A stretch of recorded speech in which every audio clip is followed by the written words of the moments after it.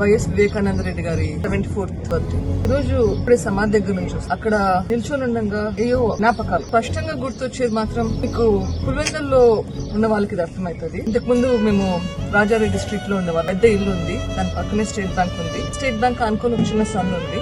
ఆ సందులో బంధువులు అందరూ చాలా మంది ఉన్నారు. అవినాష్ మాకంటే ఒక 10 సంవత్సరాల దాకా చిన్న. నాకు జ్ఞాపకాలు ఆ సందులో అందరు మాడుకుంటుంటే అవినాష్ పరిగెత్తుకుంటూ రావడం. చిన్న పిల్లోడు. అప్పట్లో రాకేష్ అని పిలిచేవారు. హాలిడేస్ కి ఇంటికి వచ్చినప్పుడంతా అమ్మ నాన్న ఖచ్చితంగా అందరి ఇండ్లకు పోయి అందరినీ పలకరించి వస్తామని చెప్పేవాళ్ళు. సో పిల్లలు ఉన్నా లేకపోయినా నేను ఒకదానైనా సరే అందరి ఇండ్లకు పోయి అందరినీ పలకరించి వచ్చేది. పిల్లలు ఉంటే సమ్మర్ లో అందరం కలిసి ఆడుకునే వాళ్ళ మా వీధిలో కొన్నిసార్లు. నాన్నను మర్డర్ చేశాక ఎప్పుడైతే అవినాష్ లెటర్ తీసుకొచ్చాడు, ఆదినారాయణ రెడ్డి, సతీష్ రెడ్డి, బీటెక్ రవి వీళ్ళందరూ నాన్న హత్యకు కారణమని లెటర్ తీసుకొచ్చారు. అసలు ఇట్లా ఇన్సిడెంట్ కి ఇట్లా నాన్న మర్డర్ కి అవినాష్ సంబంధం ఉంటుందని ఎక్కడ గానీ అనుకోలేదు. నాకు అవినాష్ అంటే ఆ వీధిలో తిరుగుతున్న చిన్న పిల్లోడు, మేమందరం కలిసి ఆడుకుంటుంటే అవినాష్ పిల్లోడిలాగానే చూస్తుంటాం. అటువంటి మనిషి ఇట్లా మారుతాడు అన్న తలంపు ఎక్కడ గానీ రాలేదు.